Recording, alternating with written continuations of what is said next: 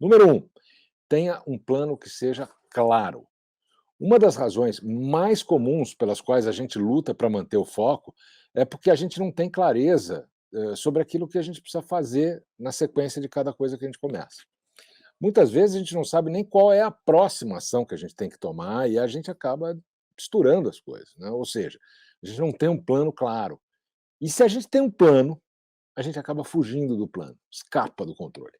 Então, lembra que eu sempre falo das interrupções externas e internas.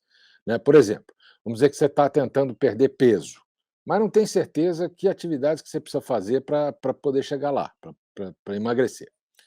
Com isso, você aumenta a chance de quê? De não conseguir progredir, evoluir nesse processo, porque vai parecer um desafio tão grande, tão gigante, que você não vai ter forças para começar nem o primeiro passo, né? Enfrentar esse desafio. E acaba desistindo na primeira dificuldade. Já aconteceu isso com você? Comigo já, várias vezes. O segredo é você encarar esse enorme desafio como se ele fosse dividido em pequenas etapas. Fatia o desafio, divide ele em etapas menores que sejam mais fáceis de realizar. Mas isso requer planejamento também. Requer um plano claro. Teu cérebro vai sempre buscar recompensa imediata, economia de energia, tudo que é melhor e mais confortável para ele. Coisas de longo prazo, compromissos, ele não quer saber. Se você quiser perder 15 quilos e sabe que isso vai demorar 6 meses, mais ou menos, automaticamente teu cérebro vai começar a boicotar esse plano. Porque a recompensa está longe, está distante. Ah, depois eu começo, segunda-feira. E aí vai. Você conhece essa história. Por outro lado, se você conseguir colocar pequenos desafios para o dia que começa, né, a cada dia, a chance de realização aumenta tremendamente. E no fim de 6 meses, você olha para trás e vê o quanto você evoluiu. Mas diariamente o seu cérebro já vai ser recompensado com essas pequenas vitórias, que podem ser tão simples quanto você andar por 5 minutos antes do almoço. Quando você tem um plano bem definido, você tem clareza dos recursos que você vai precisar para cada etapa dele. Assim, é muito mais fácil avançar nos seus objetivos. Vamos lá, número 2. Prepara o ambiente sempre antes de começar qualquer tarefa, não importa o que você vai fazer. Muito tem se falado que as temperaturas, por exemplo, mais quentes, acima do ambiente, você acaba sendo mais criativo. Você se sente mais relaxado, sua produtividade aumenta. Mas, por outro lado, temperaturas mais baixas também influenciam positivamente a capacidade de tomada de decisão e estado de alerta. Eu, por exemplo, prefiro trabalhar com um pouco mais de frio. Meu foco fica mais sustentado. Geralmente, a gente deixa para se preocupar com esses detalhes pequenos 2 minutos antes de iniciar a nossa sessão, a nossa tarefa, o que a gente vai fazer. E a gente não percebe o quanto isso tira o nosso foco. Então, o número 3 é impor um limite de tempo para fazer a sua tarefa. Nem muito longo, nem muito curto. Para quê? Para você não acabar, né, se perdendo no processo. Quando você sabe que precisa preparar um relatório ou uma tarefa complexa, sei lá, a tentação de você se distrair, buscar outras coisas mais agradáveis, mais interessantes, é muito mais forte.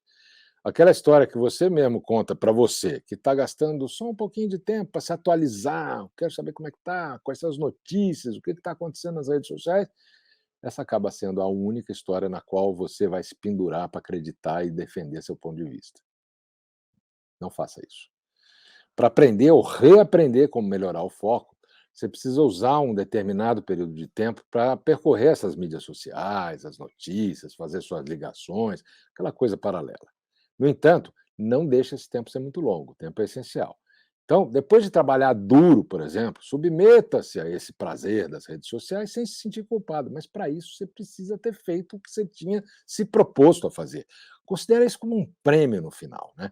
Quando você se engajar nisso, faça de forma verdadeira, plena, né? Vai lá e aproveita, mas sem esticar demais o tempo. Dá um tempo máximo para você fazer aquilo. Mas quando você estiver ali, esteja só ali. Não precisa se preocupar com o resto. O número 4 é criar um ritual diário para descansar sua mente. Você precisa fazer isso também. Você sabia que quando a gente está dormindo, a mente e o cérebro continuam em forte atividade? Tem um artigo recente de um jornal científico chamado Current Biology que mostra que o cérebro processa estímulos complexos durante o sono. Então, enquanto a gente está dormindo, o cérebro está trabalhando. E ele usa essa informação para tomar decisões na hora que a gente está acordado. Olha que interessante. Você pensa às vezes que se você está tomando aquela decisão ali na hora, não, ela já vem de um processo. Portanto, pessoal, não basta ter uma boa noite de sono, que também é fundamental para recuperar a nossa energia mental. É preciso também dedicar algum tempo do seu dia para aquietar a mente. Por isso que a gente fala tanto das pausas ao longo do dia, os pit stops. Práticas como atenção plena, meditação, mindfulness são um ótimo caminho para você fazer isso. Mas você pode também buscar a sua forma favorita, não tem uma regra clara, né? Técnicas de respiração também são super poderosas para recarregar a sua energia mental. Talvez você prefira, né, sei lá, fazer uma oração, se aquietar, enfim. O mais importante é você planejar essa atividade como se fosse um ritual diário, que passa a ser solene, passa a ser recompensador. Põe ele na agenda, protege aquele horário na tua agenda para você não ser interrompido. Cada vez mais, estudos científicos estão demonstrando como a meditação pode reduzir a ruminação, sabe aquela coisa de ficar pensando no passado? O estresse e a ansiedade para tentar antever o futuro, e isso ajuda a melhorar a nossa capacidade de atenção, concentração e foco. Prática número 5: organize a sua agenda diária com base nas prioridades. Não na lista de pendência. Aliás, lista de prioridades não existe, né? Porque prioridade é singular, não é plural, né? Então, procura anotar fisicamente os objetivos de atividade para o dia, usando papel e caneta, hein? Porque é bacana quando você escreve. Envolve mais funções dentro do seu cérebro, melhor do que usar o aplicativo. Tem um estudo de 2014 que é chamado de efeito de geração, que foi publicado na revista Cortex, da Science Direct, que mostra que a gente, ao fazer anotações no papel, a gente está treinando o cérebro para reconhecer essas atividades como altamente importantes. Aqui no Projeto Flow, a gente usa essa ferramenta, né? A gente tem o nosso workbook com ferramenta de foco, auditoria de interrupções, uma série de coisas que são importantes para você praticar isso. Prática número 6: faça pequenas pausas durante o dia para revisar aquilo que você fez até aquele momento. A gente chama de pit stops. Faça uns pit stops aí durante o dia. O que a gente tem pregado é essa prática de pit stops entre 60 e 120 minutos, né, de trabalho. Você dá 15 a 30 minutos de recuperação. Isso é muito bom. Essas pausas ajudam a fechar, por exemplo, uma matéria que você está estudando, ou fechar as pendências de uma reunião que você fez no Zoom, se preparar para a próxima.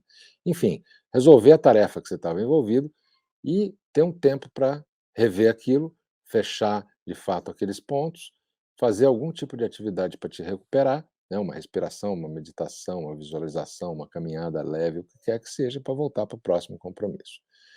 Então, é importante você se lembrar que essas sessões precisam estar registradas e você fechá-las de fato, lembrar daquilo que você realizou. Aí você se congratula, se parabeniza por aquilo que você fez, aquilo que você alcançou, recupera o foco, reorganiza, recalibra as expectativas, corrige um pouquinho o seu plano ao longo do dia, dá uma olhada na tua agenda. O que quer dizer isso? Você está desacelerando para depois acelerar. Prática número 7, a última do vídeo de hoje. Transforme as informações para tornar as coisas mais interessantes. Olha que bacana.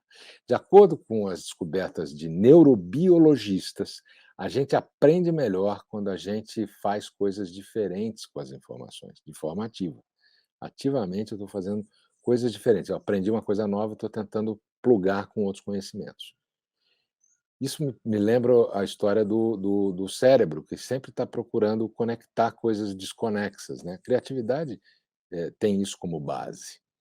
Então, não só as nossas experiências de aprendizagem vão ser mais agradáveis se a gente fizer isso, mas a gente ativa outras partes do nosso cérebro.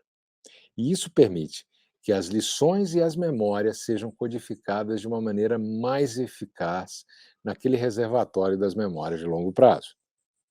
Você precisa se tornar hábil em estimular de forma regular os seus sentidos, por meio dessa variedade. Estar com todos os sentidos ativos é a melhor forma de você estar conectado e ter a chance de abrir o canal do Flow e sustentar seu foco, porque o Flow segue o foco. Se você está estudando e quer aprender como melhorar esse foco, né, se envolver numa variedade de maneiras, de exercícios e treinos e práticas, usando o conhecimento e as habilidades que você tem que desenvolver, a gente tem várias formas de fazer isso. E uma delas, particularmente útil, é de se envolver com as informações, quando você está ali querendo fazer isso, é ensinar aquele assunto, aquele tema para outras pessoas.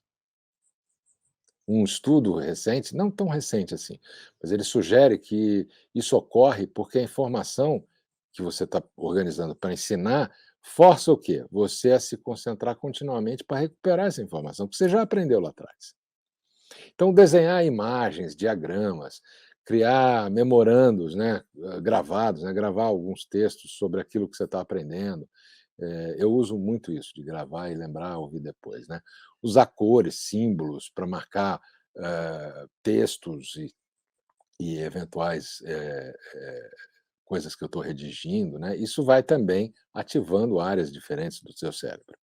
E com isso, mais conexões, mais caminhos neurais são desenvolvidos, para ajudar o quê? Memória e melhora de foco e concentração. E antes que você perceba, ficar focado não parece mais ser uma tarefa tão difícil, tão árdua. Pelo contrário, pode ser divertido. É isso. Não deixe de acessar nossos conteúdos no YouTube, /Cadu Lemos, Instagram, @Cadu Lemos, o nosso site, cadulemos.com.br, e eu vou estar esperando você no próximo episódio. Que o Flow esteja com você. Até breve.